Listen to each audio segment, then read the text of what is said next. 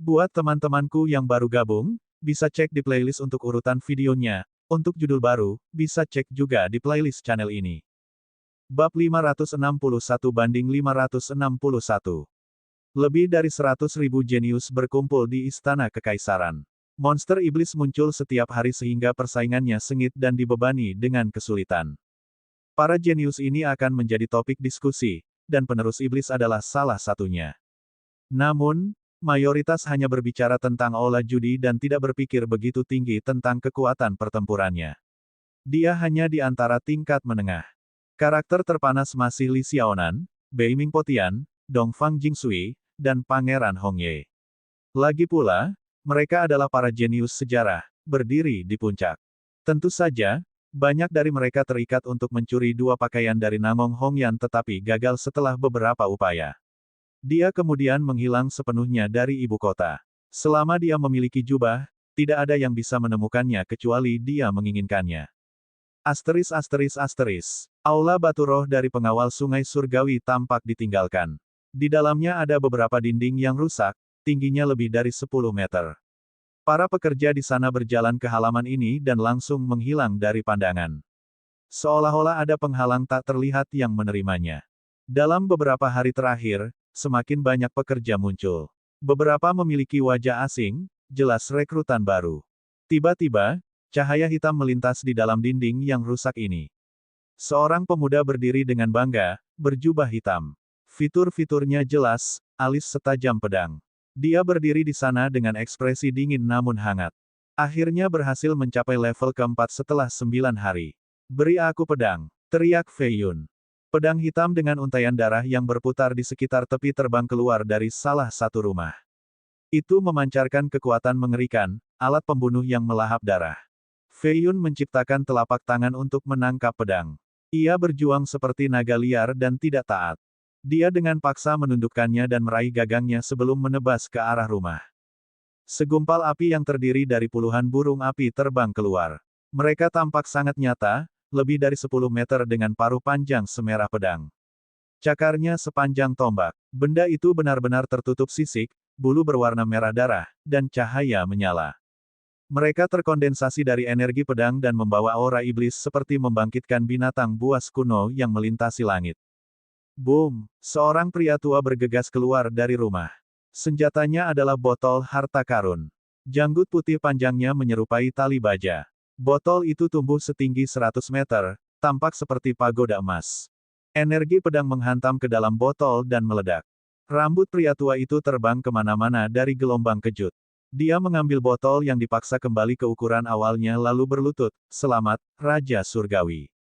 Kultivasi Anda telah meningkat." Petik 2. Penatua Mo, bangkitlah. Perintah Fei Yun. Dia bertanggung jawab atas persenjataan untuk Sungai Divine dan telah menyiapkan pedang ini, harta roh tingkat pertama, untuk Fei Yun. Para pekerja hanya memberikan pertukaran pertempuran sekilas sebelum kembali ke tugas mereka. Fei Yun berhasil menyempurnakan dua pil inti untuk mencapai tingkat keempat, meningkatkan energi rohnya dengan margin yang besar. Dia adalah naga yang sedang tidur. Ketika kesempatan yang tepat muncul dengan sendirinya, ia akan terbang ke langit. Sayang sekali bahwa Myriad Beast Fisik belum mencapai penyelesaian. Dia mencoba mengolah seni lagi dan memurnikan 9.998 jiwa buas. Sayangnya, ini menjadi hambatan lain. Segudang adalah jumlah yang membatasi. Sebagai contoh, semua raja ingin memerintah selama 10.000 tahun. Ada banyak peribahasa dan garis yang menggunakan angka khusus ini dalam literatur karena simbolismenya.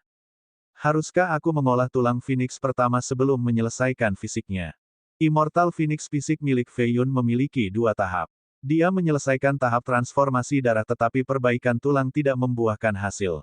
Lagi pula, ia memiliki tubuh manusia, sehingga kesulitannya menjadi 100 kali lebih sulit daripada sebelumnya.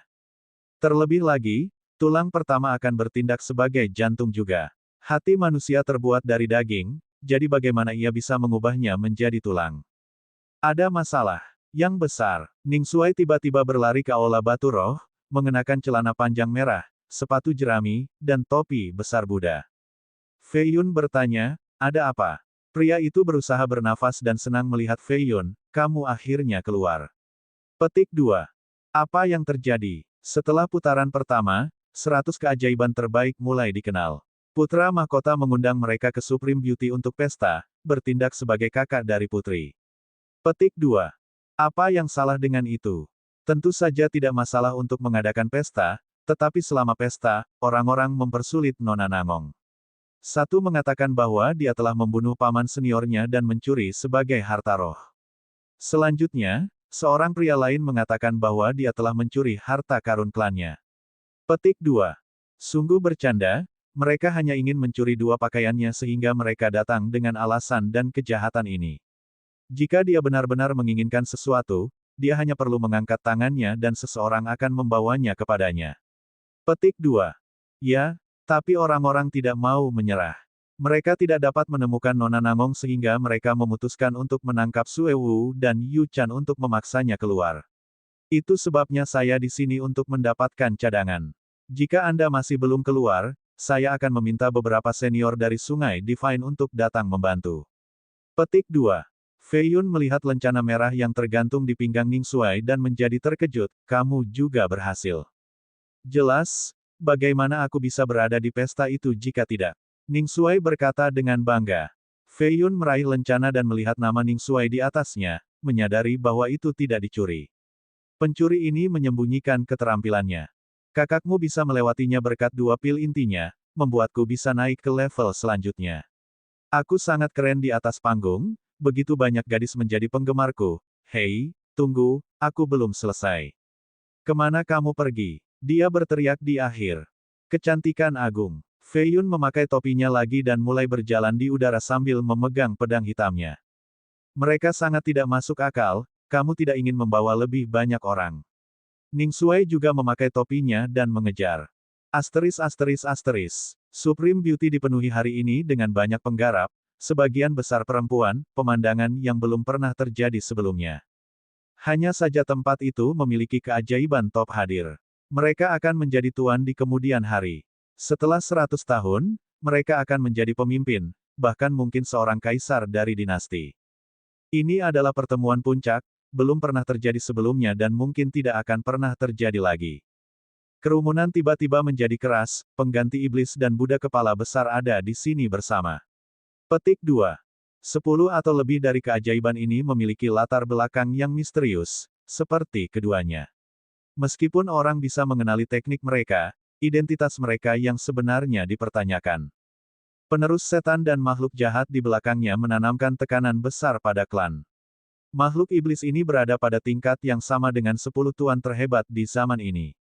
Lebih dari setengah dari master ini belum muncul selama 1000 tahun atau lebih.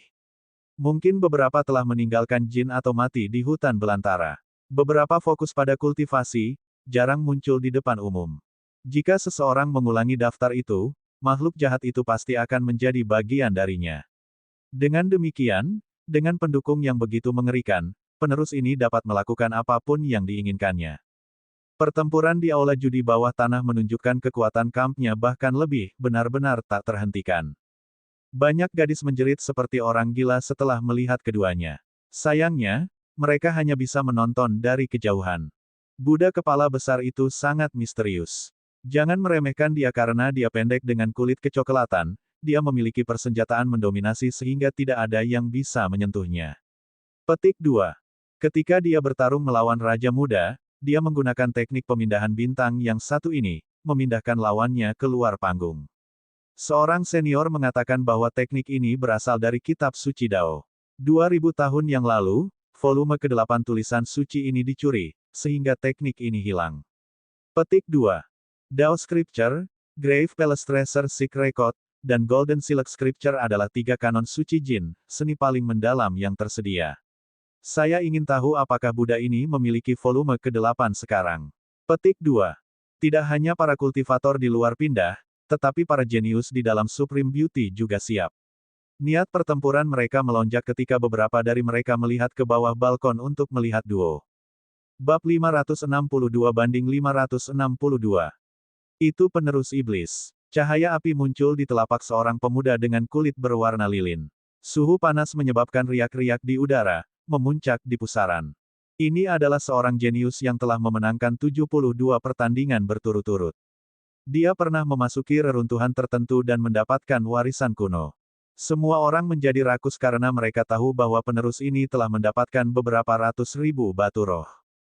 Fei Yun tidak langsung memanjat istana. Dia berdiri di bagian bawah dan dengan dingin mengucapkan, saya mendengar ada orang yang ingin membuat masalah bagi Namong Hongyan. Petik 2. Jadi apa? Sebuah suara arogan menjawab. Aku akan mengatasi masalahnya, datang kepadaku daripada memilih wanita yang tidak bersalah. Fei Yun berdiri di atas batu hijau dengan punggung lurus seperti pilar. Dia sedikit mendorong ke bawah dan gagangnya masuk jauh ke dalam batu. Ning Xuai menjadi cemas dan diam-diam berkata, jangan bertingkah keren sekarang, mereka memiliki lebih banyak orang, semua jenius juga, tidak ada yang lebih lemah darimu. Petik 2. Snir datang dari dalam. Salah satu dari mereka sangat menyenangkan, apakah kamu tahu apa yang telah dia lakukan? Apa hubunganmu? Petik 2. Aku bisa mengatasinya. Dia merespons. Seseorang yang berbeda merengut, Anda pikir makhluk iblis itu tidak ada duanya. Jangan gunakan dia untuk mengintimidasi kita. Petik 2. Aku sendiri sudah cukup, tidak perlu orang lain. Dia menegaskan. Kau mengatakannya, bukan kami. Seseorang tersenyum, menunggu Fei Yun mengucapkan kata-kata yang tepat ini. Selama makhluk iblis itu tidak terlibat, mereka bisa menyerang tanpa keraguan. Firibird Garment dan Firibird Sword, satu terbuat dari bulu sedangkan yang lain ditemukan di tulang. Beberapa mulai berpikir bahwa ini adalah keduanya terkait. Tentu saja, semakin banyak orang yang berpikir bahwa penerus iblis ini sedang bertindak. Dia hanya menginginkan pakaian itu juga. Sementara itu, para jenius tersebar di sekitar Supreme Beauty, bukan di istana yang sama. Di antara mereka ada istana 3 lantai dengan lebih dari 30 di dalamnya. Tentu saja, mayoritas berkultivasi atau minum sendiri, tidak peduli tentang hal lain. Mereka cukup pintar untuk menjauh dari masalah. Di istana ini, lebih dari 10 wanita digantung di tiang horizontal di langit-langit dengan tali kulit ular. Mereka adalah saudara yang baik dengan Namong Hongyan. Kultivasi mereka disegel, babak belur oleh cambuk yang cukup keras hingga merobek bekas pakaian mereka. Beberapa lengan mereka patah karena trauma. Di tanah ada 8 mayat wanita. Satu akan terbunuh setiap setengah jam sampai Namong Hongyan muncul. Ning Xuai memperhatikan gawatnya situasi sehingga ia datang ke toko batu roh untuk memberi tahu Feng Fei Yun. Sue Wu dan Yu Chan juga diikat di sana. Mereka putus asa, menyadari kepribadian Namong Hongyan. Dia hanya akan muncul setelah mereka semua mati untuk membunuh semua pembudidaya ini. Karena itu, mereka gembira melihat orang lain membela mereka. Long Se-nya menyesap anggurnya. Ini adalah pestanya tetapi situasinya di luar kendalinya sekarang jadi dia berpura-pura seolah itu masalah sepele. Dia meletakkan cangkirnya di atas meja dan tersenyum, pengganti setan ini cukup cerdik, melakukan apa saja untuk mendapatkan pakaian Firibird. Petik 2. Memang, aku yakin kekuatannya akan melonjak setelah mendapatkannya, memberinya kesempatan lebih besar untuk memenangkan kompetisi dan menjadi Raja Surgawi berikutnya. Petik 2. Tapi dia ada di pihak Namong Hongyan. Petik 2. Itu sebabnya dia cerdik, berusaha mendapatkan kepercayaan gadis-gadis ini sehingga mereka bisa membawanya ke Namong Hongyan. Petik 2. Aku mengerti, orang yang berbahaya, tidak heran mengapa dia bisa menurunkan aula perjudian. Petik 2. Hanya seorang munafik. Petik 2. Para pemuda ini berdebat dan tertawa. Mereka menginginkan kedua pakaian itu sehingga mereka berusaha memaksa Namong Hongyan dengan membunuh gadis-gadis ini. Setelah mendengar mereka, Yu Chan dan Sue Wu merasa jauh lebih buruk. Mereka mengira seorang penyelamat datang untuk mereka tetapi sekarang, sepertinya dia hanyalah penjahat lainnya. Mereka benar, siapa yang akan menyinggung para jenius ini tanpa alasan. Sue Wu menyesali, berpikir bahwa penerus setan ini bahkan lebih hina daripada yang lain. Long Se-nya tersenyum, darah untuk darah, hidup untuk hidup. Ini adalah hutang Namong Hongyan. Setidaknya Anda semua bersikap jujur dan bertanggung jawab atas tindakan Anda, tidak seperti penerus setan ini, bersembunyi di balik kedok keadilan. Petik 2. Dia menyanjung mereka untuk memenangkan dukungan dari pendukung mereka. Pendengaran Fei Yun cukup baik untuk mendengar setiap kata dengan jelas. Dia tertawa sepenuh hati dalam menanggapi, Putra Mahkota, kamu cukup pandai dalam memutar hal-hal, tetapi dengan melakukan itu, kamu membuang muka klan kerajaan. Petik 2. Mengintimidasi wanita-wanita yang tak berdaya, membunuh yang tak bersalah. Bahkan aku tidak berani melakukan hal seperti itu, namun kamu sangat bangga mengakuinya. Saya mengagumi keberanian Anda yang tak tahu malu. Bining Shuai dengan sinis mengejek, memastikan semua orang di luar bisa mendengarnya. Ekspresi Senya memburuk, saya hanya menyatakan kebenaran. Feng Ergou, jika kamu tidak menginginkan pakaiannya, lalu mengapa kamu di sini untuk membantunya? Petik 2. Fei Yun merenung sejenak sebelum menjawab, aku mencintainya. Petik 2. Haha, lelucon apa, pernahkah kamu melihat wajahnya? Seseorang menyela. Tidak, jawab Fei Yun. Ning Shuai menatap Fei Yun dengan ragu, orang ini masih belum melihat wajahnya atau belum membawanya ke tempat tidur. Dia akan percaya ketika orang lain mengatakannya, tapi ini Feng Fei Yun. Seluruh dunia tahu tentang hubungan keduanya. Tidak mungkin Fei Yun belum pernah melihat wajahnya sebelumnya. Ditambah lagi, nama panggilan pria itu adalah Pilar Sembilan Naga dan telah tidur dengan banyak wanita. Tidak mungkin dia akan menyisihkan Namong Hongyan. Inilah mengapa Ning Shuai menatap pria itu seolah-olah sedang menatap monster. Fei Yun bisa merasakan tatapan bingung darinya dan menjawab melalui telepati, bukanlah cinta sejati, hanya untuk memuaskan hasrat seseorang. Ketika Anda menemukan seseorang yang benar-benar Anda cintai, memeluknya sudah merupakan hal terbesar di dunia. Petik 1. Tidur dengan seorang wanita tidak memerlukan pemikiran lebih lanjut, selama dia tidak memiliki penyakit ual. Tetapi ketika sampai pada cinta sejati seseorang, ini membutuhkan pertimbangan yang cermat. Haha, kamu bahkan belum melihat wajahnya, tetapi kamu mengaku mencintainya.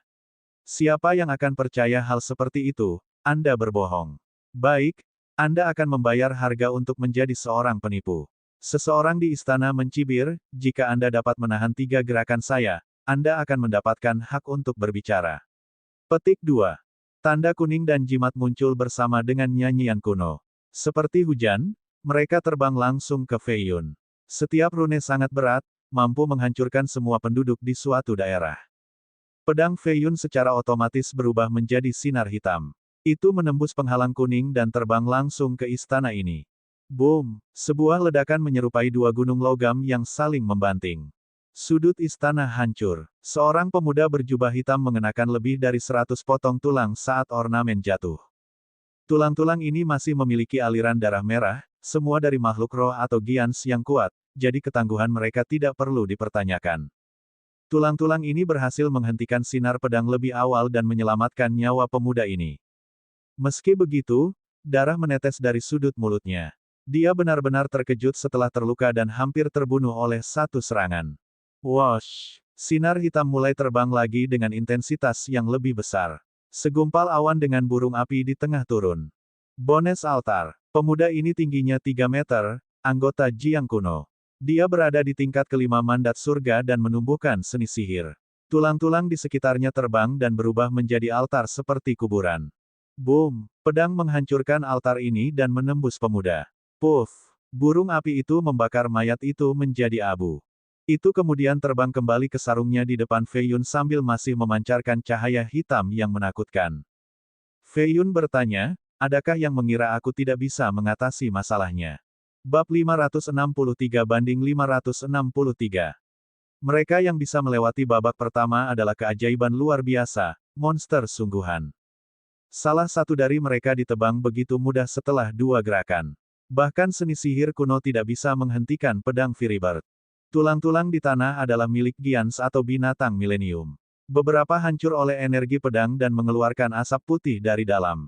Tulang biasa akan hancur menjadi debu, hanya tulang gians yang sekuat ini. Ning Shuai tidak menahan sama sekali dan mengambil semuanya. Mereka awalnya milik para imam dari Jiang kuno, jadi ada kekuatan sihir bawaan di dalamnya. Menjualnya ke master kebijaksanaan yang berspesialisasi dalam sihir akan menghasilkan jumlah yang tampan. Seluruh tempat terkejut dengan perkembangan ini. Keajaiban yang menutup mata mereka untuk berkultivasi membuka mereka, mengungkapkan kilatan yang bisa melihat melalui dinding untuk memata-matai Fei Yun. Long Qingyang duduk di lantai 2 istana ini, sangat dekat dengan Si Yue Lanshan.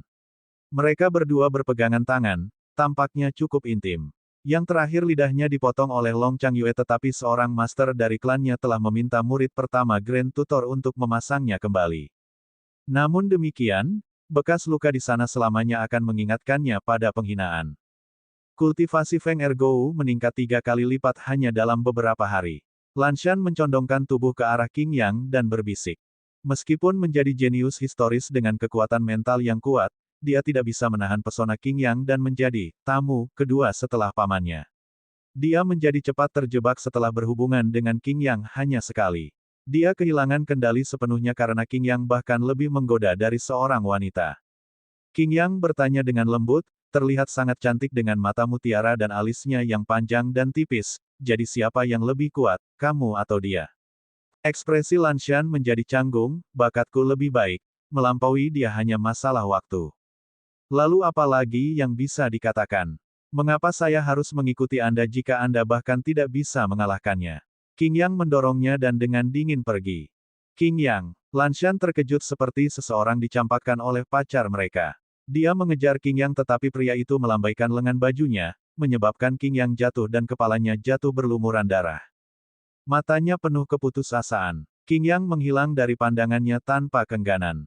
Wosh! Fei Yun mendarat di lantai 2 dan melihat lelaki itu menangis di benaknya, seorang lelaki yang kehilangan akal sehatnya terhadap seorang wanita disebut romantis tanpa harapan, seorang pria yang kecewa karena kehilangan pria lain disebut idiot. Petik 2. Fei Yun berhenti peduli karena orang ini telah dirusak oleh Long Qing Yang. Jadi bagaimana jika dia adalah seorang jenius sejarah? Deklinasi tidak terhindarkan dan dia akan jatuh ke dalam ketidakjelasan. Boom! Telapak tangan Fei Yun menghancurkan dinding setinggi 3 kaki dari batu giok dan masuk ke salah satu aula. Lebih dari 30 orang jenius minum. Setengah dari mereka menatapnya sementara yang lain terus minum, tampaknya tidak peduli. Tempat itu penuh asap dan kabut yang berasal dari kolam teratai di lantai pertama, membuat aula ini tampak seperti pemandangan abadi. Gadis-gadis yang tergantung di langit-langit sudah lemah. Dengan kultivasi mereka yang tertutup, mereka akan jatuh dan mati seperti wanita fana lainnya. Prosesnya sangat menyiksa dan meneror para pelacur ini. Sekelompok mayat di bawahnya patah tulang. Mungkin beberapa tidak mati secara instan dan menderita kesakitan untuk beberapa waktu. Hewan, Bining Sui juga tiba dan melihat adegan sedih ini. Dia berlari dengan semua kecepatannya untuk menemukan Fei Yun tetapi dia masih terlambat, menghasilkan adegan tragis ini. Ekspresi Fei Yun berubah tidak sedap dipandang. Beberapa dari gadis-gadis ini telah melayani dia sebelumnya di Supreme Beauty, secara pribadi menyiapkan teh dan memainkan musik untuknya. Mereka hanya mayat sekarang. Namong Hongyan harus disalahkan untuk ini, dia membunuh paman bela diri saya dan mencuri harta karun kami. Jika dia tidak mengembalikannya, gadis-gadis ini akan menderita. Ini sudah merupakan hukuman terbaik bagi mereka. Seorang pria mengenakan baju sirah putih dengan dingin berkata.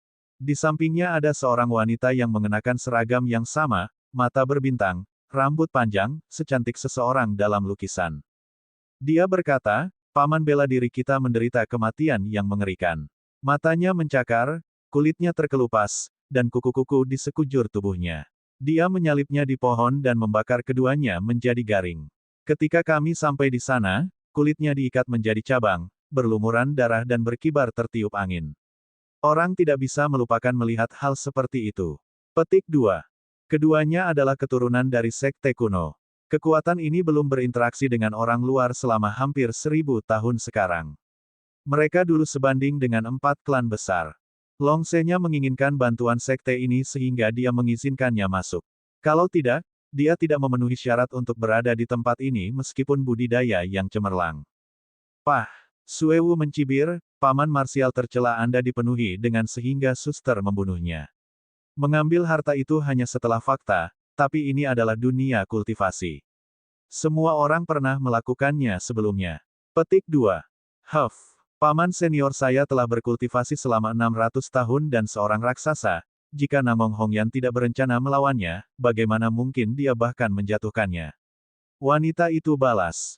Suewu batuk seteguk darah karena luka-lukanya, tegang dengan mencoba berbicara, kakakku perlu skema. Yang perlu dia lakukan adalah melepas cadar.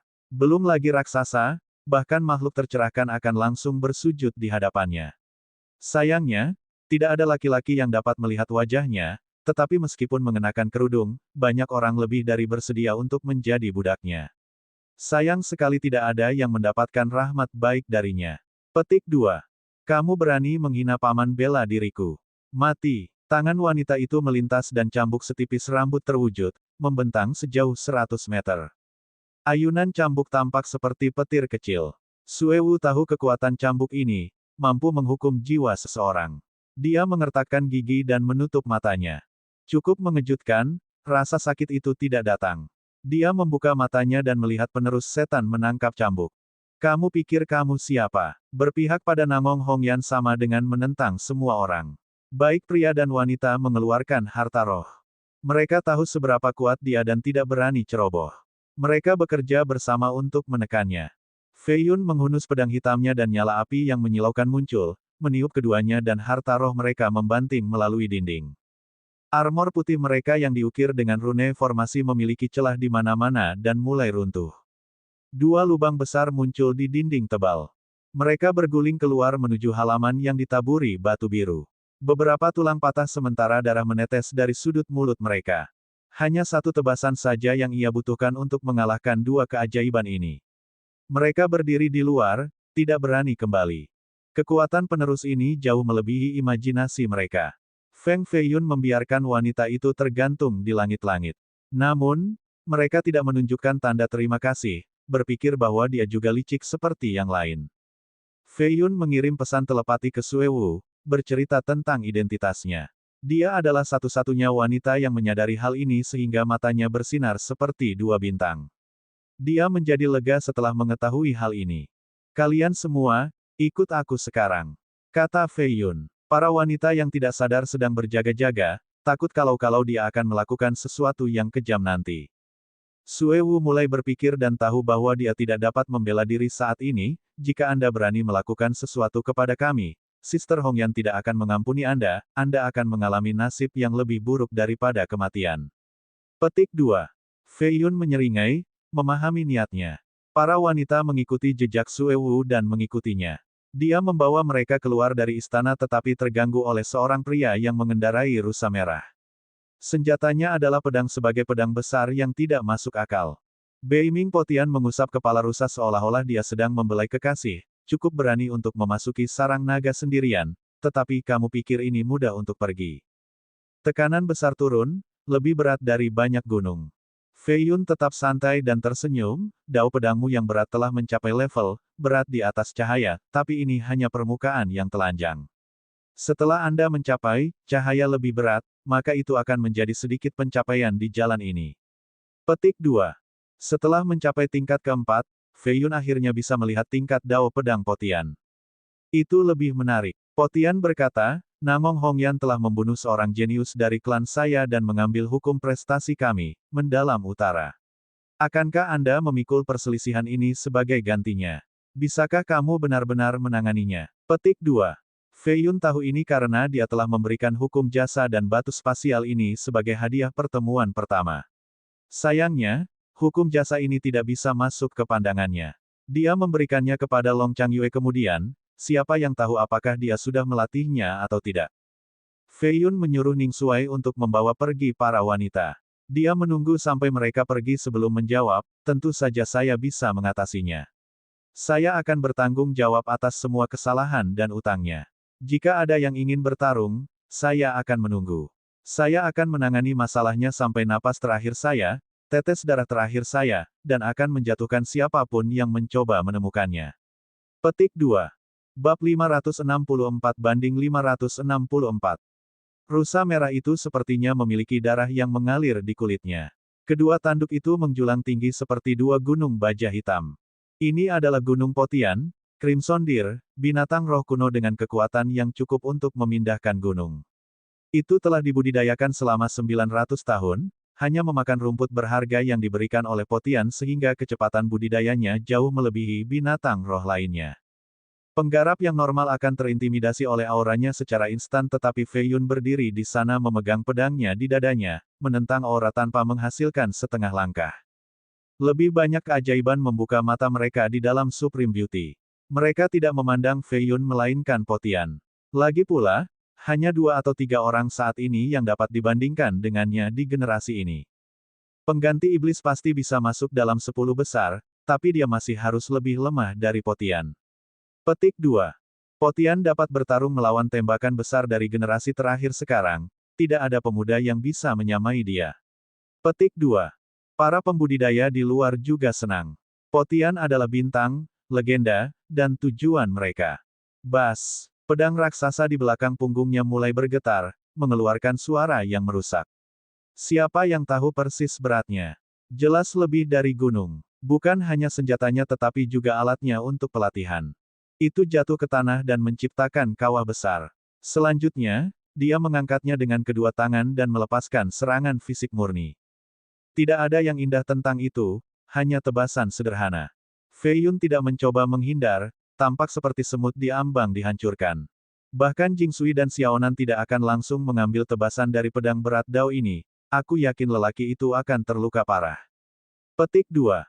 Lebih dari itu, dia mungkin berubah menjadi bubur. Petik 2. Pedang ini menjulang setinggi puluhan meter tanpa ujung. Namun demikian, ketajaman bukanlah aspek pembunuhan di sini. Bukan hanya Fei Yun tidak mencoba menghindar, tetapi dia juga bahkan tidak mengeluarkan pedangnya dan hanya mengulurkan tangan ke depan sambil mengambil pose aneh, siap untuk menangkap surga dengan satu tangan. Benar saja, dia menghentikan pukulan yang menakjubkan itu. Boom! Pedang itu terangkat oleh tangan Fei Yun dan mulai bergetar dengan keras. Adegan mengejutkan ini membuat rahang semua orang jatuh ke tanah. Bahkan para jenius di Supreme Pavilion terguncang. Beberapa orang menghantam meja mereka dan berdiri dengan takjub. Ini melampaui semua alasan dan logika. Tebasan Potian brutal. Bahkan raksasa setengah langkah akan menemukan punggungnya patah jika dia menghentikannya dengan tangannya. Tidak, semua tulangnya akan berubah menjadi debu. Tetapi penerus setan itu mampu. Apakah dia terbuat dari batu surgawi? Tulang punggungnya adalah naga-naga. Fei Yun mengolah Immortal Phoenix dan Myriad Beast Fisik, dua undang-undang jasa penyempurnaan fisik terbaik. Ditambah lagi, dia telah memperbaiki tulang punggung Yama di masa lalu dan memoles tulang dan tubuhnya dengan darah Phoenix. Ketangguhannya melampaui imajinasi mereka. Meskipun langkah ini sedikit gegabah, margin kesalahan tetap bisa diterima. Potian mengangkat pedangnya lagi dan meletakkannya di belakangnya, ekspresinya menjadi serius. Sebelumnya, dia melihat ribuan jiwa buas di sekitar penerus iblis ini, hanya untuk sepersekian detik. Itu adalah pemandangan zaman purba, benar-benar mengerikan. Feng Fei Yun adalah satu-satunya yang bisa melakukannya dalam sejarah baru-baru ini, jadi Potian pikir dia melihat sesuatu. Dia menatap pria misterius ini dengan sedikit kejutan di matanya, kamu memang salah satu ahli top dari generasi muda, tapi aku hanya menggunakan 50% dari kekuatanku sekarang. Hanya karena kamu bisa menghentikan tebasan itu bukan berarti kamu bisa menghentikan pedangku yang berat. Petik 2. Aku juga tidak pergi keluar. Fei Yun menjawab, pedang Dao ini bukan kemampuanku yang terkuat. Jika Anda ingin mengamati kekuatan sejati saya, kami akan melakukannya di atas panggung besok. Potian percaya diri seperti seorang jenderal yang tak terhentikan. Kamu ingin berhenti di sini. Jika kamu cukup kuat, kita akan bertemu secara alami selama kompetisi. Saya yakin saya akan memaksa Anda untuk menggunakan kemampuan Anda yang sebenarnya. Potian menjawab. Fei Yun meratap dalam benaknya, sepertinya orang itu telah memperhatikan sesuatu, dia mungkin mencurigai identitas asliku. Petik 1. Tidak mungkin untuk menahan seseorang dari level Potian. Hanya satu teknik dan Fei Yun harus melakukannya. Dalam pertarungan sungguhan, Potian akan segera tahu setelah 100 pertukaran. Setelah dia pergi, tanah tempat dia berdiri mulai retak sebelum meledak sepenuhnya dengan puing-puing terbang di mana-mana. Dia telah menyalurkan kekuatan tebasan ke tanah. Kekuatan besar ini akhirnya meletus sesudahnya. Sial, bagaimana Anda menjadi begitu kuat? Bi Ningsuai menatap Fei Yun dengan takjub. Beiming Potian tidak pergi dengan kekuatan penuh. Fei Yun menjawab Ningsuai sebelum berbalik ke Sue Wu, katakan yang sebenarnya, apakah Hongyan meninggalkan ibu kota? Petik 2. Sue Wu menunduk tanpa bicara, tapi ini sudah merupakan jawaban. Di mana dia sekarang? Apa yang ingin dia lakukan? Dia mendesak. Dia merenung sebentar sebelum berbicara, dia berkata dia akan berada di Steel Mountain untuk menunggu Anda dan berharap bahwa Anda akan jujur pada kata-kata Anda. Petik 2. Dia tidak bisa melakukan apa-apa dan berhenti mengintip. Dia kemudian membawa mereka ke rumah rahasia Sungai Divine, mengatur beberapa penjaga untuk mengawal mereka keluar dari ibu kota hari ini. Asteris asteris asteris. Ada lebih banyak berita tentang kekacauan saat ini di ibu kota. Kekuatan besar sedang bergerak, sehingga yang tidak terlibat bisa merasakan bahaya dan mulai mengungsi. Segalanya terselubung kerahasiaan, hanya eselon atas yang tahu tentang peristiwa yang masuk. Para kultivator yang lebih lemah berpikir bahwa ibu kota itu baik-baik saja dan tidak ada perang yang akan terjadi selama Kaisar ada. Gadis-gadis dari Supreme Beauty telah dikawal keluar dari ibu kota tadi malam oleh penjaga kami, mereka aman sekarang. Ku Changin melaporkan ke Fei Yun. Fei Yun duduk di kursi kayu, meja perunggu kecil di sebelahnya memiliki lampu keramik. Api di dalam benar-benar melukiskan suasana yang dingin. Dia sedang membaca sebuah batu giok yang menggambarkan gerakan-gerakan kekuatan tertinggi baru-baru ini. Kadang-kadang, dia akan mulai menambahkan spanduk merah ke lokasi-lokasi penting pada peta sepanjang 3 meter di atas tabel strategis. Peta itu terdiri dari bangunan, jalan, gerbang, lokasi rahasia, pasukan tentara. Orang-orang biasa akan sakit kepala saat membaca simbol-simbol dan tanda-tanda kecil ini, tetapi Fei Yun terus selama 3 jam terakhir. Changin berdiri di depan meja, menunggu dengan sabar. Rubah tua itu, Beiming Mosou, sangat berpengaruh di sini. Dia telah memulai 3 hari yang lalu dengan perencanaan. Mata Fei Yun menjadi serius. Changin menjawab, tidak mungkin, kami belum mendapatkan informasi tentang itu. Cabang utama Beiming belum bermanuver. Petik 2. Fei Yun menggelengkan kepalanya, rubah itu licik dan cukup berwawasan luas. Kami tidak dapat melihat strategi keseluruhannya, atau bahkan tahu kapan dia memulai. Petik 2. Dia mengambil 5 bendera tanda lain dan menembaki mereka. Pengiriman Beiming Mosou tiba-tiba menjadi jelas. Dia telah mengepung kota kekaisaran, siap untuk kemungkinan perebutan kekuasaan. Changin melihat isyarat dan menjadi bersemangat untuk bertarung, saya akan memiliki tanggapan siap. Petik 2. Tidak perlu, orang lain telah melihat rencananya. Kata Fei Yun. Siapa? Fei Yun memegang tanda lain dengan 2 jari dan menunjuknya di Danau Naga. Yin Go. Fei Yun mengangguk dan merenung, jika Beiming Mosou berani mengelilingi kota kekaisaran dengan pasukannya seperti ini, apakah itu berarti Kaisar Jin telah pergi ke tanah suci kerajaan? Mustahil. Dia harus menunggu sampai setidaknya setelah kompetisi pengantin pria. Petik 2. Fei Yun menggelengkan kepalanya, ketika saya keluar dari pelatihan saya sendiri, saya bisa merasakan pemeliharaan surgawi dari modal yang melemah tetapi saya tidak punya waktu untuk peduli. Sekarang, sepertinya Kaisar sudah tidak ada lagi. Putri Beiming Mosou adalah salah satu dari 4 selir, jadi dia akan menjadi yang pertama tahu tentang ketidakhadiran Kaisar. Petik 2. Namun demikian, dia pasti akan meninggalkan dekrit dan meterai kerajaannya. Pertanyaannya adalah, siapa yang memilikinya sekarang? Fei Yun sekali lagi merancang dan memberikan 7 surat kepada Changin, menginginkan agar utusan pergi tanpa istirahat malam ini. Besok akan menjadi putaran kedua kompetisi ketika pertarungan sesungguhnya akan dimulai. Fei Yun menyimpan peta dan berjalan menuju rak buku. Ketika dia berbalik, dia tiba-tiba membeku sebentar, memperhatikan secangkir teh panas yang diletakkan di atas meja. Wangi itu berbeda dengan sedikit uap. Pintunya masih tertutup. Dia hanya berbalik sejenak sekarang dan cawan ini muncul entah dari mana. Dengan senyum tipis, dia duduk dan menyesap sebelum menutup matanya. Dia tadi di sini. Bab 565-565. Putaran kedua kompetisi juga berlangsung di kota kekaisaran. 3 direktur dan 9 menteri secara pribadi akan memimpin acara ini. Penonton juga terbatas, hanya mereka yang memiliki tingkat kultivasi tertentu atau status yang cukup yang dapat masuk. Itu juga dibagi menjadi 10 tahap, gaya eliminasi 1 lawan 1, pemenang terus maju. Kaisar dan 4 selir akan hadir. Putri Luofu sendiri akan menonton perkelahian untuk memilih pengantin pria. Bagaimanapun, yang dipilih olehnya akan mendapat perlakuan khusus, keuntungan yang tidak adil selama kompetisi. Kamu pikir Kaisar akan benar-benar ada di sana? Ning Xuai bertanya. Baik Fei Yun dan Ning Xuai berhasil mencapai babak ini. Mereka sedang beristirahat di istana dengan pelayan menunggu mereka. Keajaiban lain menunggu di istana lain. Mayoritas masih berkultivasi dengan batu roh sambil mempertahankan kondisi teratas. Hanya Ning Xuai dan Fei Yun yang nyaman ini, dilayani anggur berkualitas oleh pelayan dan menyaksikan panggung disiapkan. Kaisar mungkin tidak, tapi Putri Luofu dan Permaisuri Hua pasti akan ada di sana. Fei Yun mengirim pesan telepati. Haha, benar, dia akan menangis begitu cepat jika sang putri harus menikahi Pangeran Hongye.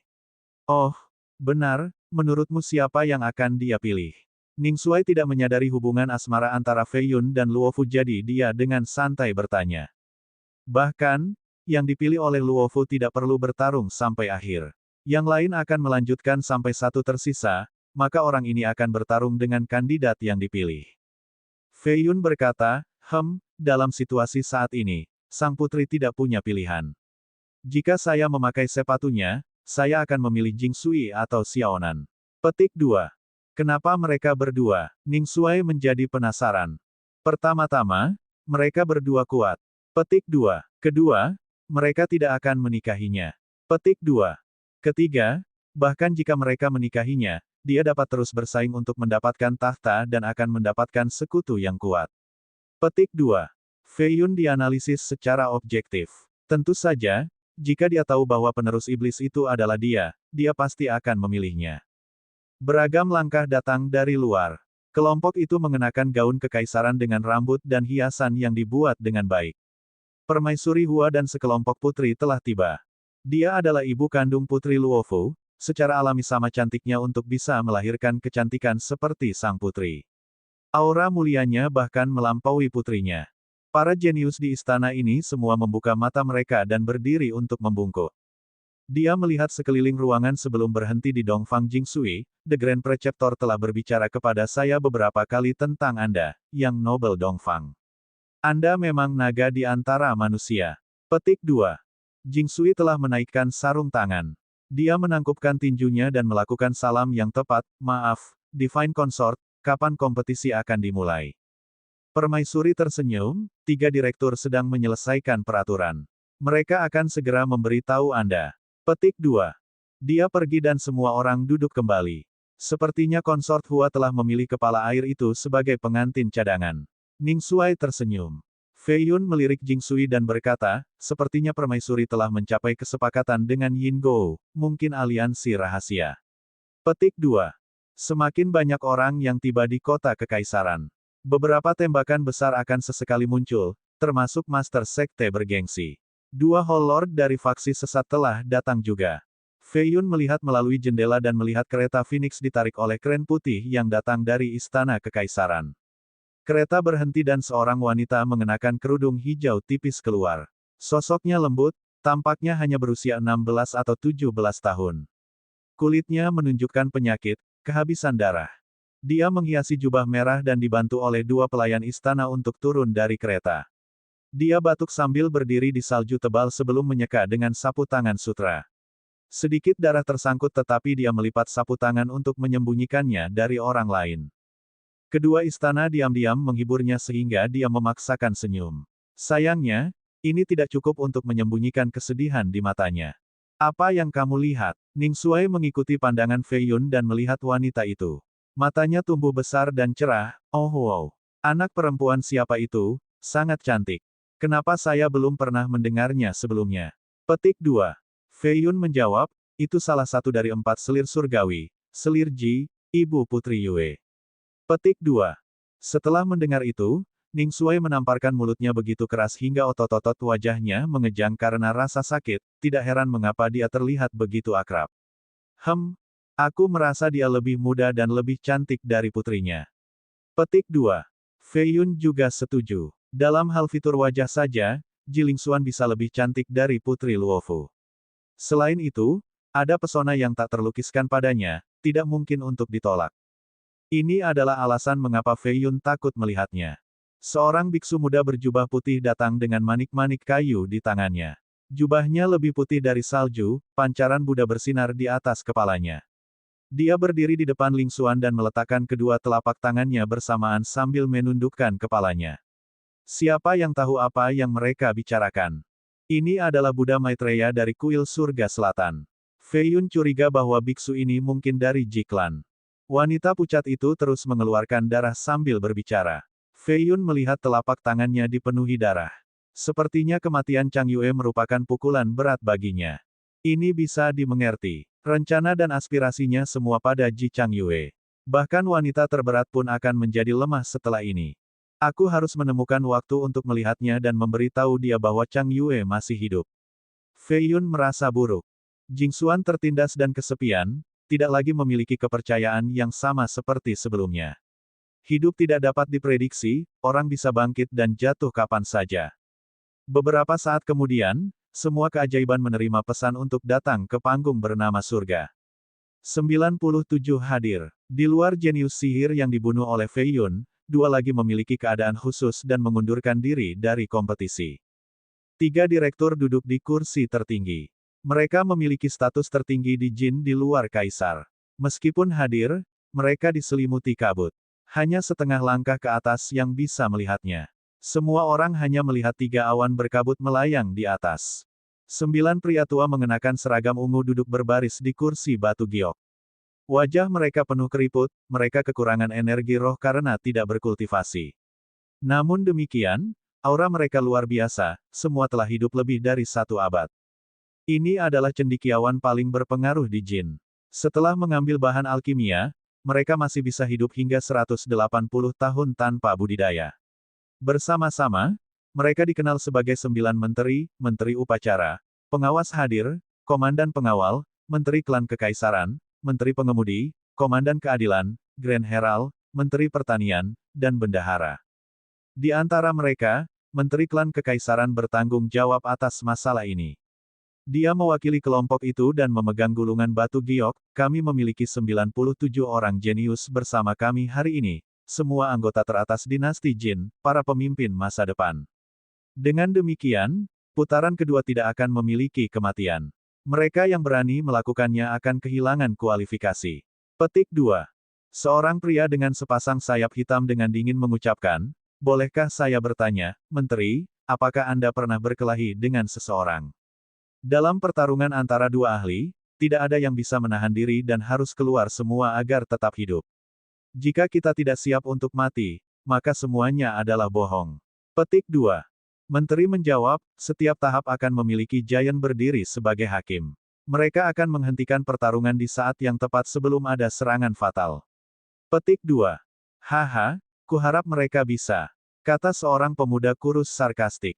Para jenius ini semuanya arogan dengan dukungan mengerikan. Giants biasa tidak bisa melihat mereka karena mereka akan melampaui level ini di masa depan, atau begitulah yang mereka pikirkan. Fei Yun tidak peduli dengan aturan ini. Dia melihat sekeliling tempat itu dan cukup yakin, kaisar tidak ada di sini. Namun, 4 selir dan lebih dari 1.000 anggota istana selir hadir untuk menyaksikan kompetisi ini secara langsung. Menteri berdiri di depan kuali perunggu dengan 97 bola yang diselimuti nyala api. Putri Luofu akan mengambil undian untuk bracket. Petik 2. 1.